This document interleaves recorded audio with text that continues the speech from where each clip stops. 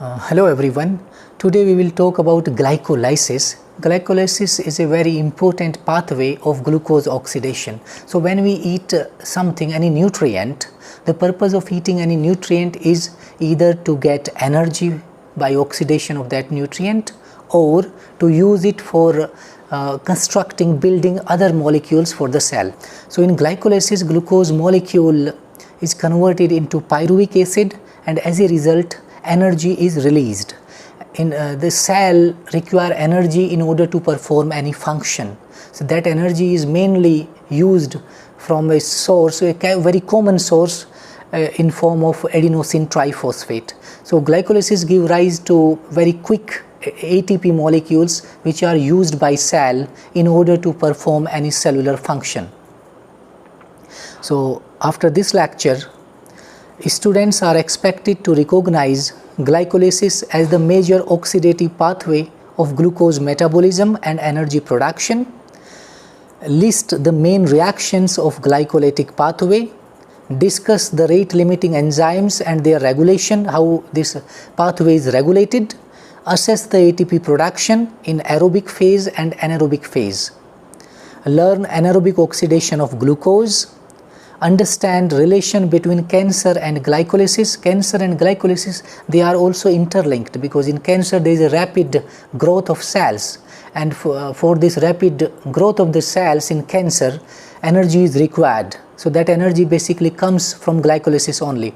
So that also we will understand after this completion of the lecture. Then students are also expected to learn basis of PET scan for detection of cancer. So cancer is detected using positron emission tomography. There is a scanning technique that also based on glycolysis, or an enzyme of glycolysis, that also you will understand after this lecture. So before that, glucose transport. Glucose refuse directly into cell, but enters by one of the two transport mechanisms, because glucose is a polar molecule, and we know that every cell is covered by a lipid bilayer which is non-polar in nature. So glucose being polar cannot diffuse easily across lipid bilayer. It requires some facilitation. So that facilitation is of two types. One you call sodium independent facilitated diffusion transport system, and second is sodium monosaccharide co-transporter system. So in sodium independent transport system, there are 14 receptors which are present in different cells and tissues. Those receptors are nothing but they are protein molecules which are embedded into lipid bilayer. So you call them GLUT transporter, GLUT receptors or GLUT transporters. They are 14 isoforms, and these transporters exist in the membrane in two conformational states. Extracellular glucose binds to the transporter, which then alters its conformation, transporting glucose across the cell membrane. GLUT1 is abundant in RBCs and blood-brain barrier, but it is low in adult muscles, and GLUT2 is present in liver and kidney, and also in pancreatic beta cells. GLUT3 is the primary glucose transporter in neurons, and GLUT4 is abundant in adipose tissues and skeletal muscles. The glucose movement follows a concentration gradient, that is from high glucose concentration to lower glucose concentration. GLUT1, GLUT3 and GLUT4, they are primarily involved in glucose uptake from the blood, because when we eat glucose or any saccharide containing glucose, so glucose is the monomeric unit of all polysaccharides, or not all polysaccharide but say starch or glycogen, and the glucose get absorbed from the intestine. From the intestine it goes to the blood, and from blood it is uptaken by GLUT receptors to different cells and tissues wherever it's required to be. So GLUT2 is found in liver and kidney.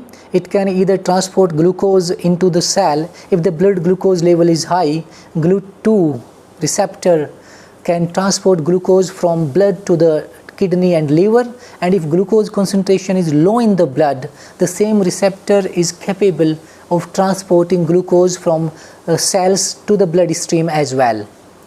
GLUT5 is primarily transporter of fructose instead of glucose, and that is present in small intestine. So when we eat fructose, GLUT5 binds from the intestine to fructose and transport into the epithelial cell, from where it goes to the blood.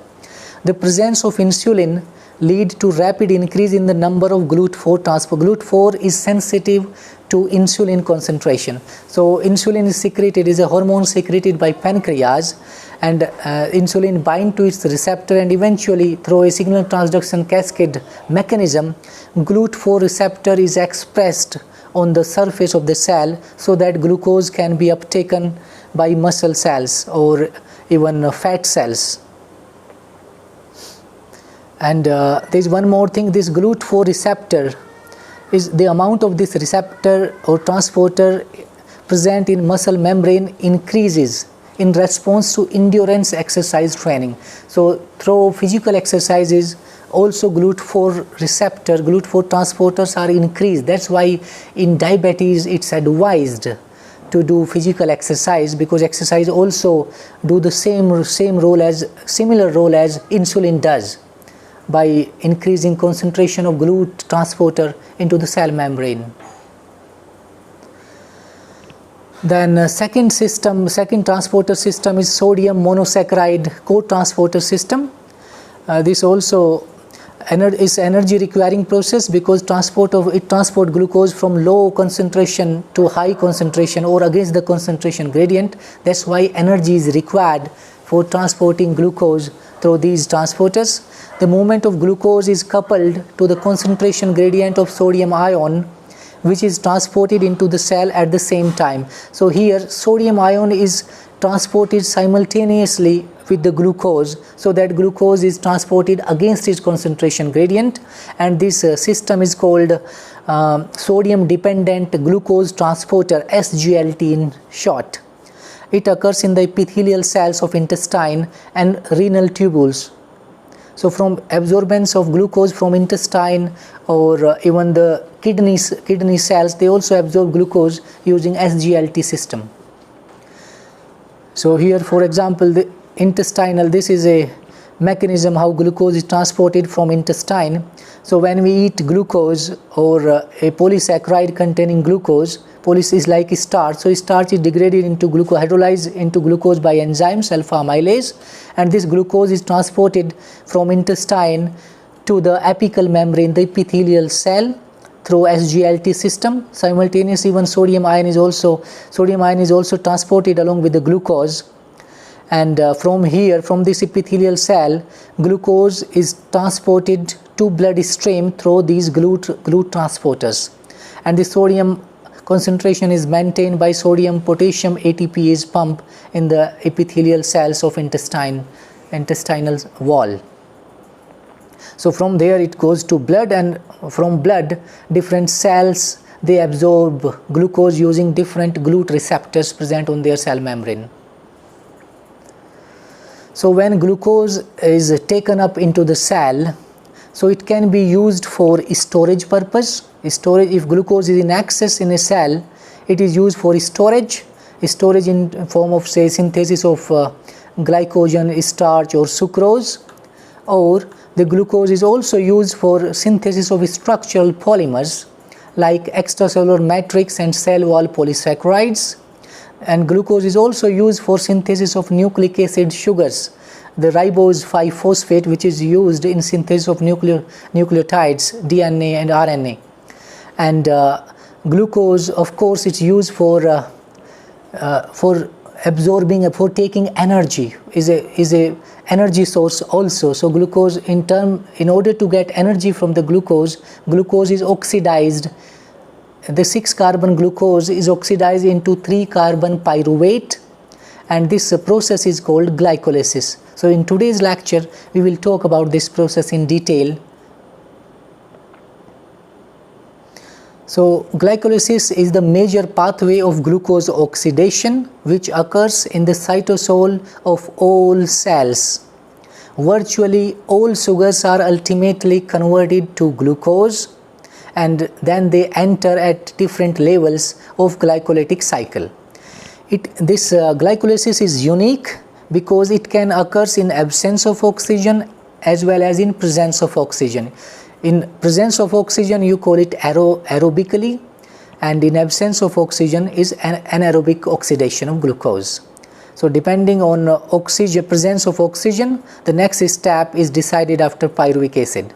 So that we'll discuss later on. So under anaerobic condition, the pyruvic acid can be fermented to lactic acid or ethanol, and carbon dioxide is released. That's called fermentation. And under aerobic condition, when oxygen is present, glucose is completely oxidized all the way to carbon dioxide and water. So in this process of glycolysis, one molecule of glucose is converted into two molecules of pyruvic acid, two molecules of adenosine triphosphate and two molecules of NADH plus H plus ion. So NADH is a acceptor, sodium is a nicotinamide adenine dinucleotide, is a hydrogen atom acceptor. So two molecules of NADH are also formed during glycolysis.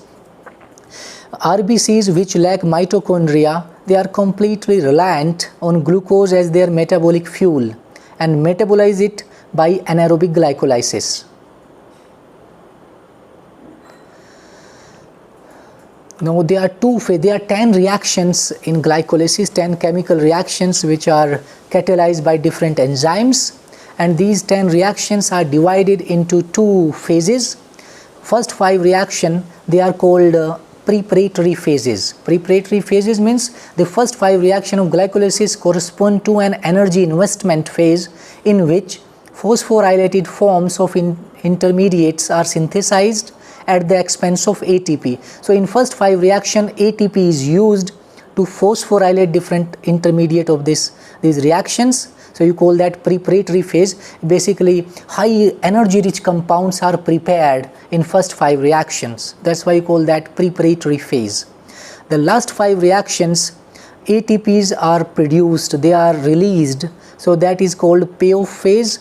The subsequent reactions of glycolysis constitute an energy generation phase in which a net of 2 molecules of ATP are formed by substrate level phosphorylation per glucose molecule metabolized. So I'll tell you detail later on what is substrate level phosphorylation. It's a phosphorylation of ADP by an enzyme that convert ADP into ATP. That's an example of substrate level phosphorylation. So 2 ATPs are formed as a result of oxidation of glucose into pyruvic acid, and that occurs in the last 5 reaction, which we call now payoff phase. Now in preparatory phase, the very first reaction of glucose oxidation in glycolysis is catalyzed by an enzyme called hexokinase. As we know, kinase means which transfer phosphate group. So hexokinase enzyme, as the name suggests, is specific to any hexose, any 6 carbon sugar is capable to get phosphorylated by this enzyme. So hexokinase use ATP molecule and transfer phosphate group from ATP to 6th OH group, 6 position OH group of glucose. As a result, glucose 6-phosphate is formed. There are in fact 4 kinases in glycolysis steps number 1, 3, 7 and 10. They all have similar mechanism of their action, and they require magnesium ion. Magnesium ion is required by kinases in order to neutralize negative charge present on ATP, because in ATP the terminal phosphate group has -2 charge. So -2 charge is neutralized by binding to magnesium ion. That's why all these enzymes they require magnesium as cofactor in order to perform their function. And hexokinase has broad specificity. It can bind to any 6 carbon sugar and phosphorylate that.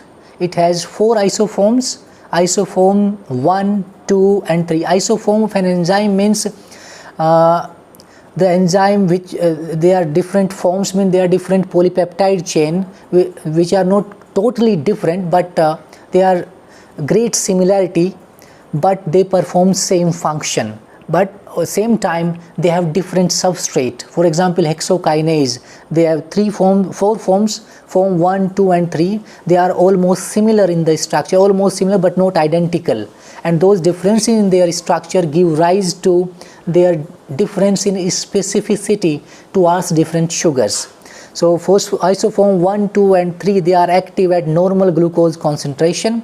Isoform 5 of hexokinase is also known as glucokinase, that require high concentration to remain active, and glucokinase is present in liver. So only hexokinase 1, 2 and 3, they are allosterically inhibited by immediate product. Allosterically inhibited by immediate product means these isoform 1, 2 and 3, their activity can be controlled by glucose 6-phosphate, the immediate product of the reaction.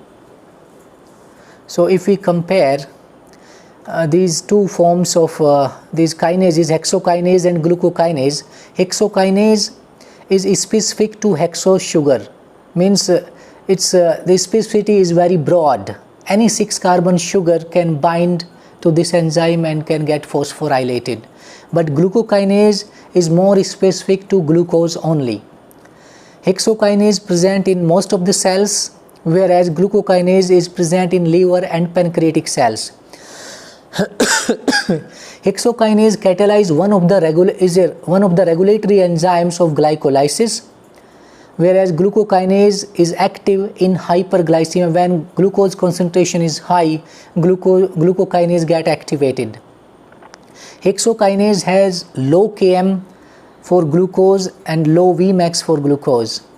It means the binding affinity for glucose is very high for hexokinase, whereas in case of glucokinase, the Km is high. Km high means you require more glucose to activate this enzyme, to have the proper activity, the complete activity of this enzyme. That also means glucokinase require high concentration in relation to hexokinase, require high concentration of glucose in order to phosphorylate that into glucose 6-phosphate. Hexokinase inhibited by immediate product inhibition is there in case of hexokinase, whereas glucokinase is regulated by hormones, and hexokinase has a role in carbohydrate oxidation, whereas glucokinase is used in glycogen synthesis. So when glucose concentration is high, only then glucokinase get activated, so that excess glucose can be stored, whereas hexokinase has to act at even a small concentration of glucose whenever energy is required by a cell. The second step of glycolysis is conversion of glucose 6-phosphate to fructose 6-phosphate, and this step is catalyzed by enzyme called phosphohexose isomerase. So glucose is isomerized into fructose by this enzyme. So in fact this enzyme binds to glucose 6-phosphate, and this ring structure, pyranose ring structure, is opened up by the enzyme and then closed in furanose form, which give rise to formation of fructose 6-phosphate from glucose 6-phosphate. So this is basically isomerase reaction, which is at near equilibrium in cell. Near equilibrium means delta G is almost zero. There is not much change in free energy during this reaction of conversion of glucose 6-phosphate to fructose 6-phosphate. Then third reaction is in fact phosphorylation of fructose 6-phosphate into fructose 1,6-bisphosphate. So another phosphate group on fructose 6-phosphate is transferred at the position number 1. So position number 1 phosphate is added by this enzyme called phosphofructokinase, and this phosphate is taken from another ATP molecule. This ATP is converted into adenosine diphosphate, and this third terminal phosphate is transferred at the carbon hydroxyl group attached to carbon number 1 of fructose 6-phosphate, that give rise to fructose 1,6-bisphosphate. This is very crucial enzyme in order to regulate glycolysis. So we'll discuss during regulation of the glycolysis, and this also catalyze like hexokinase. It also catalyze reaction which is irreversible in nature. Then fourth reaction of glycolysis is conversion of this fructose 1,6-bisphosphate into glyceraldehyde 3-phosphate and dihydroxyacetone phosphate. So here the 6-carbon fructose 1,6-bisphosphate is splitted into 2 3-carbon compounds. You call that GAP, glyceraldehyde 3-phosphate, and DHAP, dihydroxyacetone phosphate, and this cleavage is catalyzed by an enzyme called aldolase. So this aldolase basically cleaves hexose fructose 1,6-bisphosphate into 2 triose, DHAP and GAP. This reaction is also at near equilibrium. Then this dihydroxyacetone phosphate is isomerized into glyceraldehyde 3-phosphate, because further on only glyceraldehyde 3-phosphate is the one which proceed into the reaction. DHAP has no role further. So this DHAP is converted into glyceraldehyde 3-phosphate by enzyme called triose phosphate isomerase. The reaction is very fast. Only the D isomer of GAP is formed. The reaction is also reversible, and at equilibrium 96% of the triose phosphate is DHAP. So 96% at equilibrium is DHAP, only 4% is glyceraldehyde 3-phosphate. But because glyceraldehyde 3-phosphate is further used in the next reaction, so quickly this DHAP, dihydroxyacetone phosphate, keep converting into glyceraldehyde 3-phosphate by this enzyme called triose phosphate isomerase. So one more thing to remember here, when fructose 1,6-bisphosphate is cleaved by aldolase, 2 3-carbon compounds are formed. So if you look at the numbering, the aldolase cleave between carbon 3 and carbon 4 of the hexose sugar, and then you have formation of dihydroxyacetone phosphate and glyceraldehyde 3-phosphate. If you look at the numbering of carbon atom, 1, 2 and 3, 1, 2, 3 atom of fructose or glucose, they give rise to dihydroxyacetone phosphate. This is carbon number 1, 2 and 3, which is coming from hexose, from glucose. And similarly the 4, 5, 6 of fructose 1,6-bisphosphate, they give rise to 1, 2, 3 atom of glyceraldehyde 3-phosphate. So this is very important to remember which carbon atom of hexose is giving rise to which carbon number into this product you call glyceraldehyde 3-phosphate. So if you compare that, triose phosphate isomerase convert dihydroxyacetone phosphate into glyceraldehyde 3-phosphate. So if you look at the numbering scheme, the first carbon, this is first carbon of glyceraldehyde 3-phosphate. So first carbon is coming from where? From splitting, this is coming from 4th carbon of hexose. So 4, 5, 6 of hexose, they are giving rise to 1, 2, 3 of glyceraldehyde 3-phosphate. But if you look at dihydroxyacetone phosphate, which is coming from 1, 2, 3 carbon of hexose, so CH2OP, so this is same, so this is will be equivalent to 3rd carbon of GAP, this 2nd carbon and 1st carbon.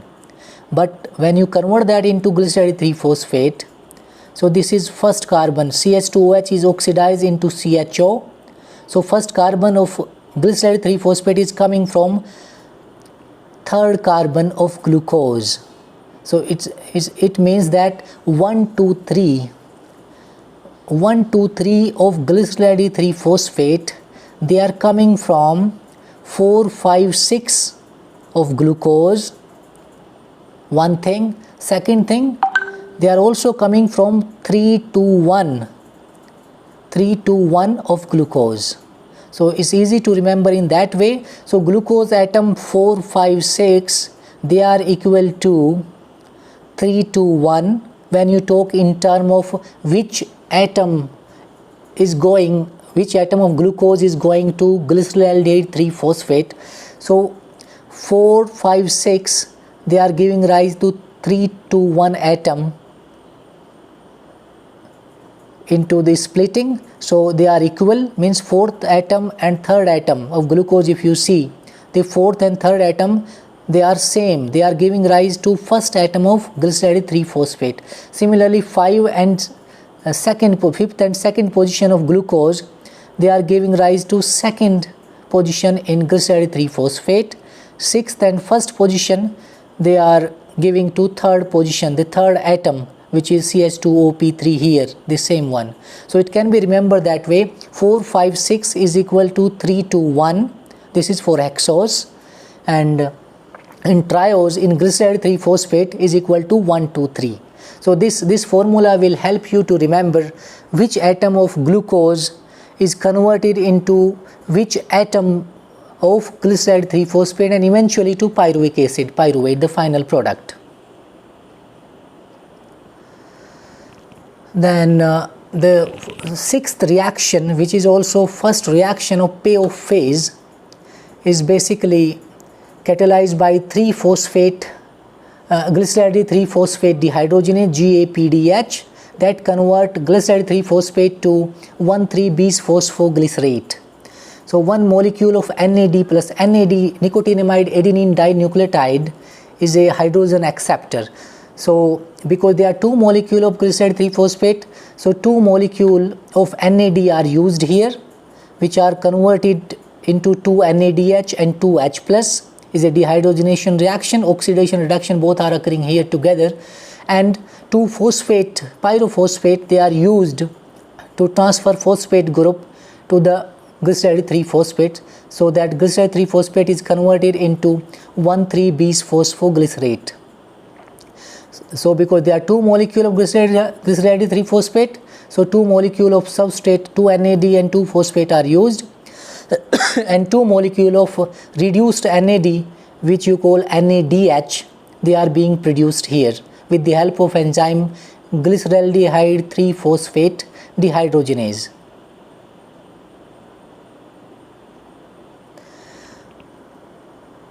Then the seventh reaction is catalyzed by phosphoglycerate kinase. So this is in fact first ATP producing reaction. So phosphoglycerate kinase transfer phosphate group from 1,3-bis-phosphoglycerate to ADP molecule, adenosine diphosphate, so that ADP get converted into ATP, and because again there are two molecules of 1,3-bis-phosphoglycerate, so 2 ADP will be converted into 2 ATP molecule with the help of this enzyme. So this is the first instance of glycolysis where ATP is being produced. So this is called substrate level, first substrate level phosphorylation. Then the next reaction is conversion of 3-phosphoglycerate to 2-phosphoglycerate. So in this reaction, phosphate group from third position of phosphoglycerate is transferred to the second position. This is catalyzed by a mutase called phosphoglycerate mutase, and this reaction also occurs without input of any energy.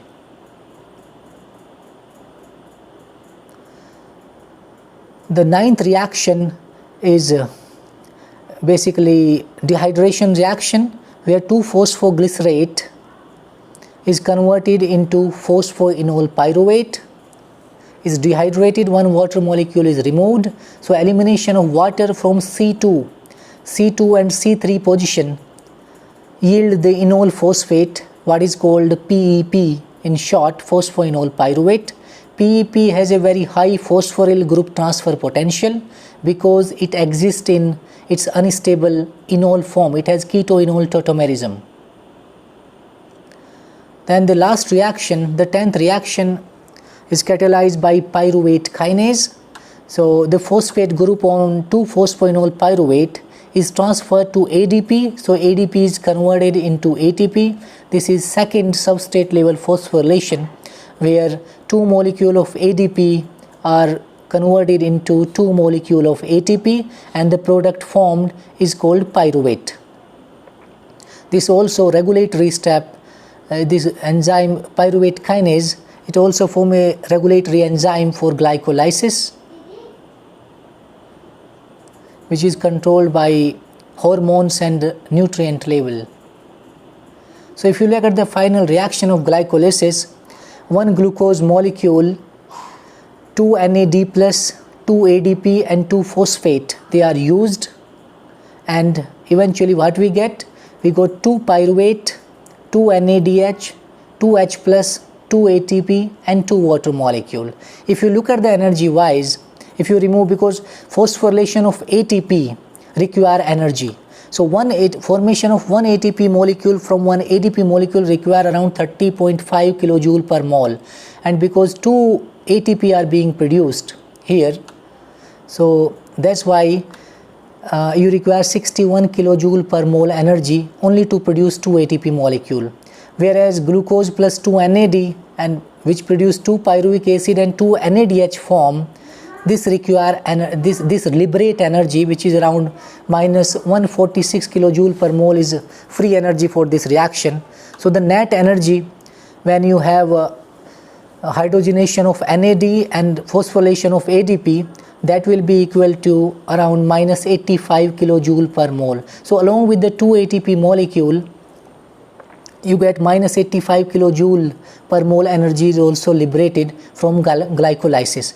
So if you look at the different steps of glycolysis, 2 ATPs are formed here and 2 ATPs are formed here from one molecule of glucose. So there are total 4 ATP which are being synthesized. But if you go to the previous reaction, previous phase, preparatory phase of glycolysis, you will see that 2 ATP are used here in phosphorylation of glucose. In the first step, one ATP molecule is used and second ATP is used in phosphorylation of fructose 6-phosphate. It means 2 ATP are used in glycolysis and 4 ATPs are produced. So the net ATP gain would be 2 only.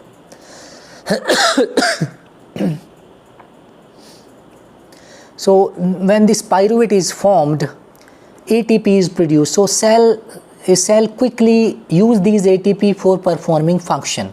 But this pyruvate can further go for oxidation, because pyruvate is not the end product of glucose oxidation. Most of the energy of glucose remain conserved in form of pyruvate. Only 2 ATPs are produced. So that's a very little number if you look at the total ATP produced by glucose by complete oxidation. So then it can go either for aerobic oxidation or anaerobic. If oxygen is present, this pyruvic acid molecule, it is converted into acetyl coenzyme A, and that's how it enters into citric acid cycle. The citric acid cycle we'll discuss in some other lecture. And finally, glucose is completely converted into carbon dioxide and water, and by this complete oxidation we get 36 or 38 ATP molecules from oxidation of single molecule of glucose, whereas in glycolysis we could get only 2 ATP molecules. So if oxygen is present, pyruvate goes for aerobic oxidation, it enters into TCA cycle or citric acid cycle and eventually completely oxidized.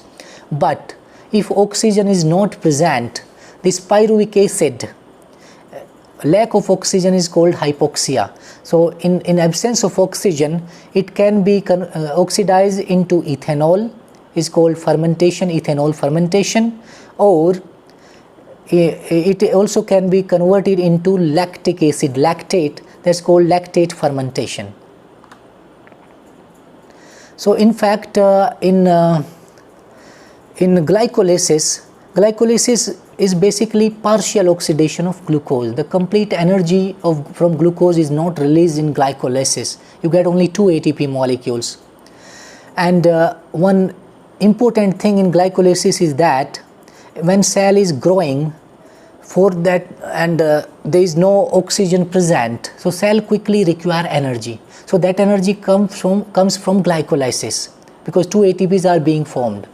But same time, 2 NAD molecules, they are also used by different enzymes in the pathway. Means NAD plus is also being exhausted from the cell. So in order to continue the use of glycolysis to generate ATP, there is a need to be some means for reoxidizing the NADH and H plus that is produced in glycolysis. So those two NADH molecule which are produced in glycolysis, those should be converted back to NAD plus, so that glycolysis can continue, because the amount of NAD plus, the concentration of NAD plus in cell is very limited. So if all NAD plus is converted into NADH, and from NADH is not going back to NAD plus, glycolysis will stop and cell will die, because glycolysis is the only mean for a cell to get energy. So what cell does? Cell goes for alcoholic fermentation. This is one way. The organisms like yeast and some microorganisms, they carry out this fermentation where pyruvic acid is converted into aldehyde by decarboxylation reaction, and this reaction is catalyzed by pyruvate decarboxylase. So pyruvate decarboxylase convert pyruvic acid into acetaldehyde, and this acetaldehyde is further reduced into ethanol with the help of enzyme alcohol dehydrogenase. So one molecule of pyruvic acid give rise to one molecule of ethanol, and the same time one molecule of NADH is oxidized back to NAD plus. And because glucose give rise to two molecule of pyruvic acid, so two molecule of pyruvic acid will give rise to two molecule of NAD plus during this fermentation process. So NAD plus is regenerated back, so it can be used further in glycolysis. So cell can continue getting energy from glycolysis, and this enzyme pyruvate decarboxylase is missing in humans. That's why humans cannot synthesize alcohol from pyruvic acid.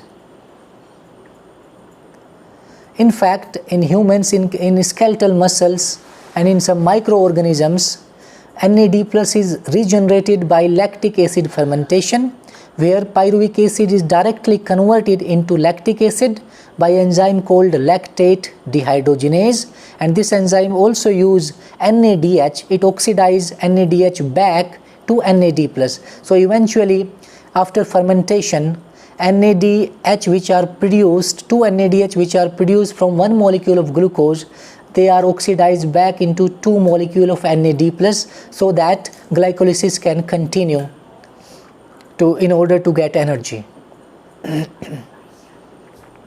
So in anaerobic glycolysis, so NADH is produced which cannot be used by electron transport chain. Electron transport chain basically is a final oxidation of a glucose molecule and NADH enter into electron transport chain, and the electron from NADH transform from one complex of electron transport chain to another, and that in turn result into synthesis of ATP that will come later on into oxidative phosphorylation. So for that mitochondria and oxygen are required. But in case of anaerobic glycolysis, if cell is not having oxygen available, in that case NADH is produced only by fermentation process. So, and of course there is a less ATP production in comparison to aerobic glycolysis, and lactate or alcohol here is an obligatory end product, because if it is not formed, all cellular NAD plus will be converted to NADH in glycolysis, and there will not be any mean to replenish this cellular NAD plus. And if NAD plus is not available in the cell, glycolysis will be stopped, because glycolysis require one molecule of glucose require two molecule of NAD plus to have oxidation product pyruvate formed, and if glycolysis is stopped, the cell will die.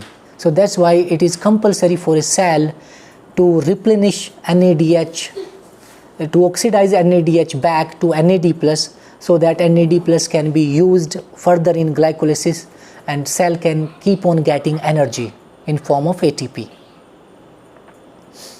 So if you look at the aerobic glycolysis, when oxygen is present, In glycolysis, we know that in preparatory phase, 2 ATP molecules are used, and in payoff phase, in substrate level, there are 2 substrate level phosphorylation, means there are 4 ATP which are produced from one molecule of glucose, and same time there are 2 NADH also produced in glycolysis. So if oxygen is available, or in case of aerobic, what we call aerobic glycolysis, these NADH will go to mitochondria, will be transported to mitochondria, and in mitochondrial membrane, the electron from NADH will transform from different electron transport chain complexes, and in turn ATP molecule will be synthesized. On average, one NADH will give rise to synthesis of 3 ATP molecules, and because there are 2 NADH being produced in glycolysis, so total ATP produced would be 6. And if you look at that, 6 plus 4, there are total 10 ATP which are being produced in aerobic glycolysis, but same time 2 ATP are also consumed in preparatory phase, so that the net gain of ATP would be 10 minus 2, which is 8. So you get 8 ATP in aerobic glycolysis, and if you look at the anaerobic glycolysis, you get only 2 ATP and 2 NADH, and NADH get converted back to NAD+, so you get only, the net gain is only 2 ATP in anaerobic glycolysis. Then different saccharides and polysaccharides, all the sugars, they go through the same mechanism, they go through the same pathway in order to give rise to energy in glycolysis. So they all enter at glycolysis at different levels. For example, if you look at trehalose, if you have trehalose in diet, trehalose will be converted into glucose. Trehalose is a disaccharide of 2 glucose molecule. So trehalase enzyme will hydrolyze trehalose into glucose, and this glucose will be acted upon by hexokinase, will form glucose 6-phosphate, and that's how glycolysis will continue. Similarly, if you have sucrose, sucrose is a disaccharide of glucose and fructose. So enzyme sucrase will hydrolyze glucose and fructose. The glucose will enter through hexokinase, and fructose will be acted upon fructokinase, an enzyme which transfer phosphate group from ATP to fructose. It forms fructose 1,1-phosphate, and this fructose 1-phosphate is splitted into glyceraldehyde and dihydroxyacetone phosphate by enzyme called fructose 1-phosphate aldolase, and that's how it can enter at the level of glyceraldehyde 3-phosphate in glycolysis. Similarly, if you have starch or glycogen in diet, alpha amylase will convert starch and glycogen into D-glucose, and that's how D-glucose can enter at this level in glycolysis. Similarly, if you have D-galactose, D-galactose is converted into UDP galactose, then UDP glucose, and then glucose 1-phosphate, and glucose 1-phosphate is converted into glucose 6-phosphate with the help of enzyme phosphoglucomutase. Similarly, if mannose is available, so mannose is phosphorylated by hexokinase again, and mannose 6-phosphate is formed, and by isomerization reaction, mannose 6-phosphate is converted into fructose 6-phosphate, which is also an intermediate of glycolysis with the help of enzyme called phosphomannose isomerase. So these, all the carbohydrates, all sugars, they enter into glycolysis, and this is also called feeder pathway.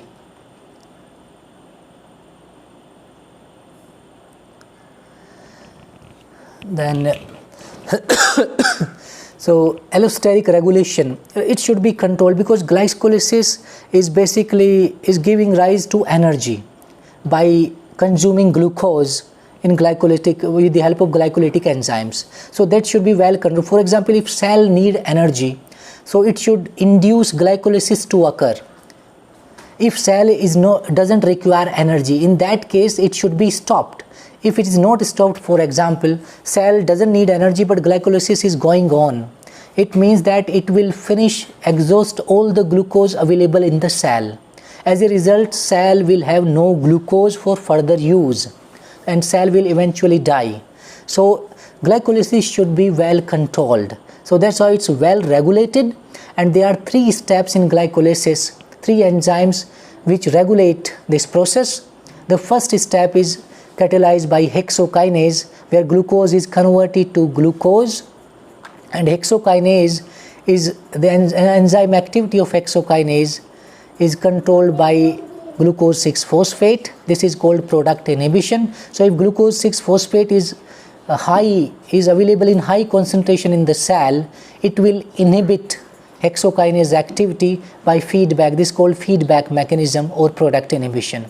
The second regulatory step of glycolysis is conversion of fructose 6-phosphate to fructose 1,6-bisphosphate, which is catalyzed by enzyme phosphofructokinase. In fact, it has two isoforms, PFK1 and PFK2. So PFK1 catalyzes this step of glycolysis. It converts glucose 6-phosphate into fructose 6-phosphate into fructose 1,6-bisphosphate, and this enzyme is inhibited by high concentration of ATP and citrate. If cell has high amount of ATP, it simply means ATP is no longer required, no more ATP is required by the cell. So high amount of ATP binds to PFK1 and inhibits its activity. Similarly, citrate is one of the intermediate of citric acid cycle. If that is also present in high concentration, that also inhibit activity of PFK1. But this PFK1 is also get activity if cell require energy. Cell is depleted of energy, means ATP is less in cell, and when ATP is less, it means the AMP is high. ATP is converted into adenosine monophosphate. So when you have high AMP concentration, it means ATP is low. So that activate PFK1 so that glycolysis can continue producing ATP molecules. Similarly, fructose 2,6-bisphosphate, this also activate PFK1. This we'll talk in the next slide. How does it do that? Then the third step, regulatory step of glycolysis, is catalyzed by pyruvate kinase. So pyruvate kinase, the last step of glycolysis. So pyruvate kinase convert phosphoenol pyruvate into pyruvic acid. One ATP is formed in this reaction, is a second substrate level phosphorylation in glycolysis. And when ATP is high in concentration, means ATP is not required by the cell. So high ATP binds to pyruvate kinase and inhibits its activity. Similarly, if fructose 1,6-bisphosphate, which is one of the intermediate of glycolysis, if fructose 1,6-bisphosphate is present in high concentration, that activate pyruvate kinase. And there are two enzymes which act on glycolysis pathway. They are insulin and glucagon. When glucose level is high in cell, insulin is secreted. When glucose level is high, insulin is secreted, so glucose is absorbed by the cells. And when blood glucose level is low, pancreas secrete glucagon, another hormone which act opposite to insulin, so that repress glycolysis. So if high glucose is there, insulin sends signal to the cell to continue glycolysis, and if glucose is low, glucagon repress glycolysis. So PFK1, phosphofructokinase 1, is inhibited by a high ATP concentration. If you look at the activity of PFK1 and you have substrate on x-axis fructose 6-phosphate, in low ATP you have very high activity and very low Km for fructose 6-phosphate. Means it has higher affinity. At low ATP give rise to high affinity of this PFK1 towards its substrate, whereas if ATP concentration is high, what is shown in pink color here, the Km of the reaction, Km of the enzyme for the substrate is very high, means affinity is very high, and the reaction is slow in comparison to low ATP concentration. Then in fact, formation of fructose 2,6-bisphosphate is done by an enzyme called phosphofructokinase 2 or PFK2. PFK is a bifunctional enzyme which synthesizes and degrades fructose 2,6-bisphosphate. So So it's a single polypeptide chain containing two domain. One domain has PFK2 activity and another domain has 2,6-bis-phosphofructophosphatase activity or FBPase2 activity. So PFK2 is responsible for synthesis of fructose 2,6-bisphosphate and FBPase domain is responsible for degrading fructose 2,6-bisphosphate. So that's how this enzyme work. In cell, PFK2, when it goes for phosphorylation, that is done by protein kinase A. So protein kinase phosphorylate PFK2 complex enzyme, which is of having two domains. So it transfer phosphate group from ATP to PFK2 domain. As a result, PFK2 domain become inactivated. Without phosphorylation, PFK2 is active, FBPase activity is inhibited. So that's how it switches from one activity to another activity by phosphorylation. So when there is no phosphate group is not phosphorylated, that happens in case of when glucose is high in concentration, insulin is present, insulin is secreted by pancreas. So in that case, PFK activity is there in the complex, FBPase activity is inhibited. So when PFK2 is active in presence of high glucose concentration, it converts fructose 6-phosphate into fructose 2,6-bisphosphate. And this fructose 2,6-bisphosphate is basically activate PFK1. So PFK, it binds to PFK1 allosterically, means it binds to the different side than the active site of PFK1, and it increase activity of PFK1. And this happens in case of when glucose is abundant, insulin is secreted, and PFK2 is not phosphorylated. But when glucose concentration is low in the blood, pancreas secrete glucagon, another hormone. Glucagon binds to its receptor on the cell membrane, glucagon receptor, and it start a signal transduction pathway which leads to activation of protein kinase A. So when protein kinase A get activated, it acts upon this enzyme and phosphorylate it. After phosphorylation, PFK2 activity is inhibited and FBPase2 phosphatase activity become activated. So when FBPase activity is there, this enzyme degrade fructose 2,6-bisphosphate into fructose 6-phosphate. So that's how in presence of high or low glucose level, PFK2 activity switches from kinase activity to phosphatase activity. And as I told you, when glucose is in abundant, in high concentration, PFK2 synthesize fructose 2,6-bisphosphate, which activate PFK1. So when PFK1 is activated, it means glycolysis keep going on. So basically is an stimulator of glycolysis when glucose concentration is present in high amount. Then the third regulatory step of glycolysis is at the level of pyruvate kinase. Pyruvate kinase transfer phosphate group from phosphoenol pyruvate to ADP and give rise to synthesis of ATP, another ATP molecule in glycolysis, and this enzyme is inhibited by high ATP and alanine concentration. ATP means if high ATP is there, so means cell does not require energy, so glycolysis should stop.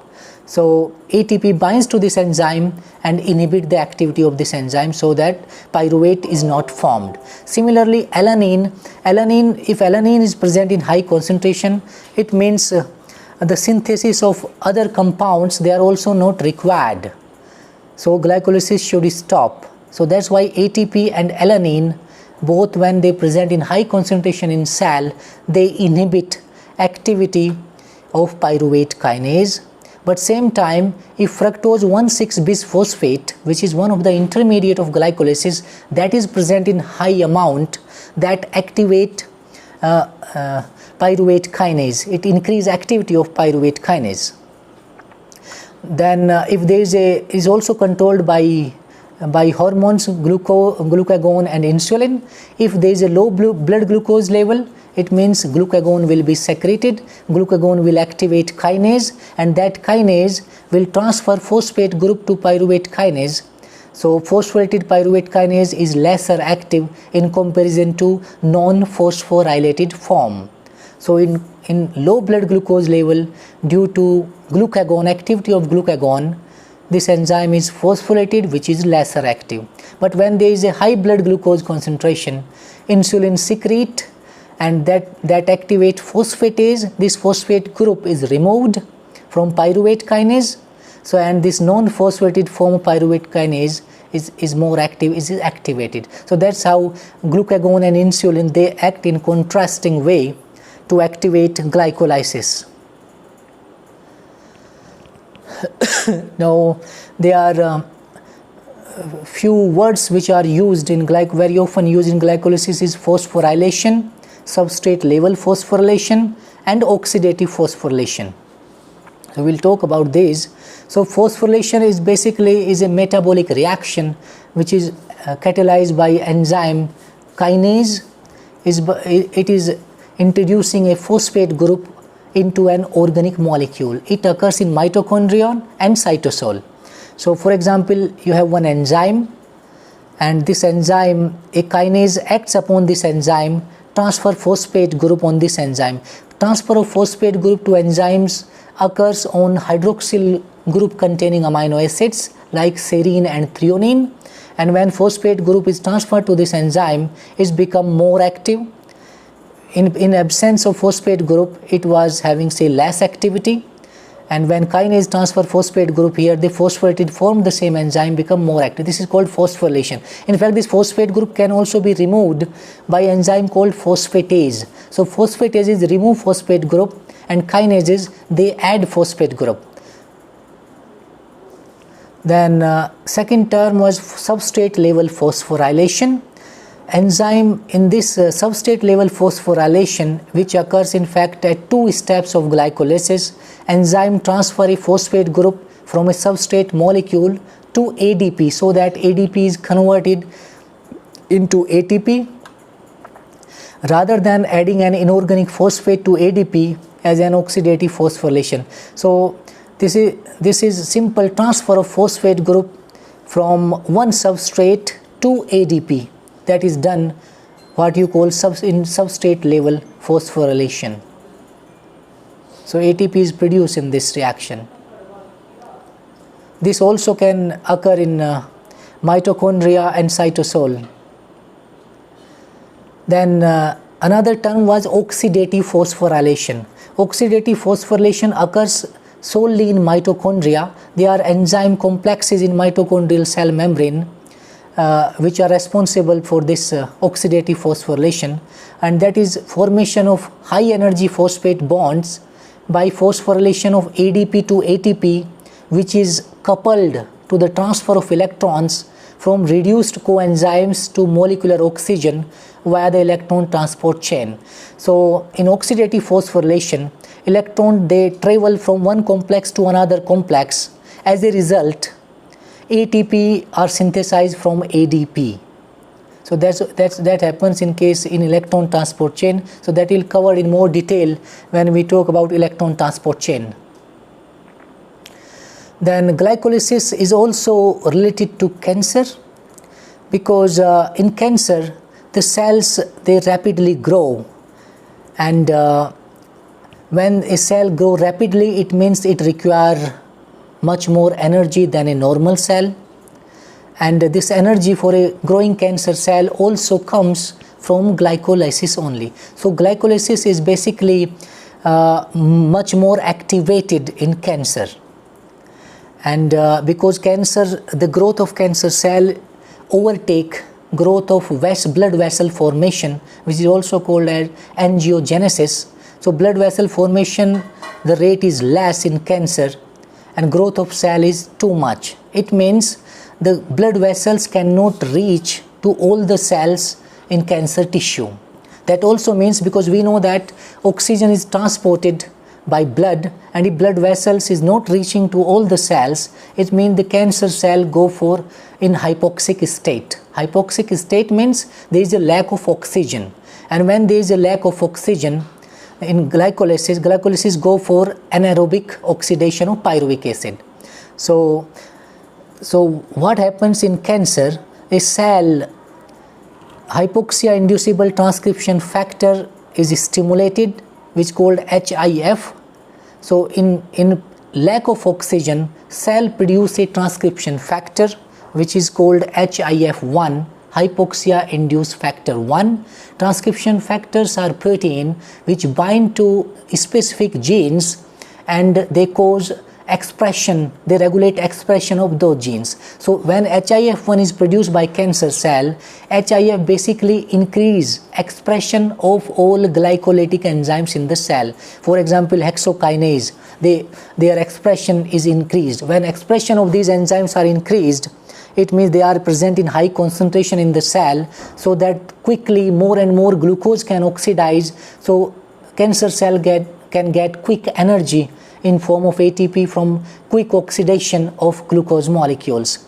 In fact, this HIF factor also increase expression of GLUT1 and GLUT3 receptors, which are responsible for transporting glucose from blood to the cell, so that glucose is also available in abundant concentration in the cell, so that cancer cell can keep growing on. In fact, considering this fact, the enzymes of glycolysis, they have been used as a target to design chemotherapy for cancer. For example, there are several hexokinase inhibitors which have been developed and which are being tested to be used against cancer, like 2-deoxyglucose, lonidamine, 3-bromopyruvate. So these inhibit glucose hexokinase, so that glucose is not converted to glucose 6-phosphate.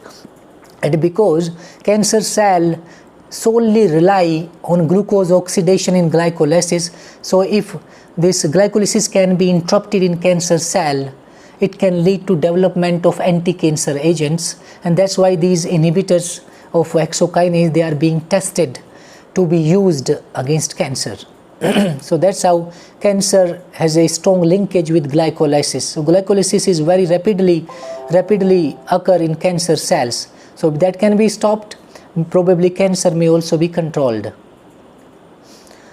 So in fact, the detection of cancer tissue is also, it is done by PET scan, which is basically positron emission tomography.